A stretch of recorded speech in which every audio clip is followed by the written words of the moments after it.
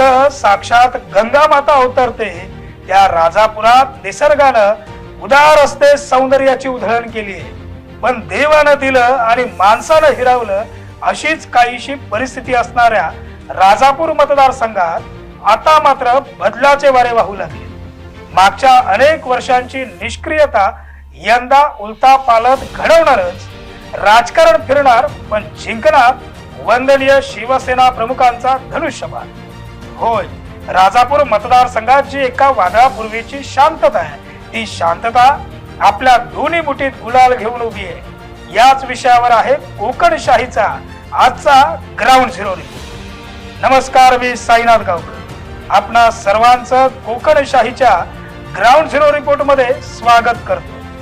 कोकणशाही नेहमी सामान्य माणसांचा आवाज बनतो. राजापूर, लांजा, साखरपा, नाणार, जैतापूर या सगळ्या वाडी वस्तीत आम्ही जेव्हा ग्राउंड रिपोर्ट म्हणून स्पष्टपणे लोकांशी बोलतो, तेव्हा विद्यमान आमदारांबाबतची नाराजी आणि त्यातही आमदारांनी केवळ वंदनीय शिवसेना प्रमुखांचं नाव घेऊन केलेली फसवाफसवी त्यांना संतापजनक वाटते.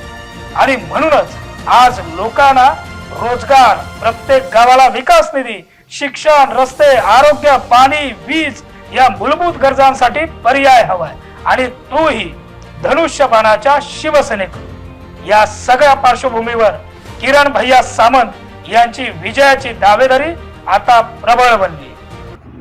राजकारणाच्या विषयावर काय सांगू शकत मी राजकारण नाही, मी आता तुम्हाला एवढंच विचारतोय, खरंच रिक्षाचा व्यवसाय होतो का? रिक्षा का राजापूरचा तालुक्याचा सगळा वाटोळा करून टाकला नाही. इतर सगळ्यात गोष्टीत ना नोकऱ्या नाही, कोण धंदे नाही. हे रत्नागिरीवाला एक सुमो चालायची, तिथं आता 8 मिनी बस चालतात. 8 मिनी बस चालतात. मग राजापूरचा वाटवत केला नाही पदाधिकाऱ्यांनी. किरण उर्फ भैया सामंत यांचा आणि या संपूर्ण राजापूर पट्ट्यात जोडला गेलेला लोकसंग्रह हा त्यांचा मित्र परिवार, आणि तोच वर्ग आज तेच आमदार हवे ही आग्रही मागणी करतो. या मित्र परिवारात काबाड कष्ट करणारी माणसं आहेत, आणि रोजगारासाठी आपलं घर तुटलं म्हणून राजापुरातून मुंबईला स्थायिक झालेले अनेक मुलं. चित्र फार प्रातिनिधिक आहे. मागची 10-15 वर्ष फक्त लोकांची दिशाभूल करून राजकारण करायचं, निवडून यायचं, आणि मग 5 वर्ष फक्त रस्ते आणि पाकाड्या बांधत बसायचं. या सगळ्याबद्दल या मतदारसंघात जो संताप आहे, त्याच्या विरोधाला आता किरण उर्फ भैया सामंत नावाचा हक्काचा माणूस या मतदारसंघात आमदार म्हणून जनतेला पाहिजे. राजापूरची यावेळची लढाई निर्णायक आहे.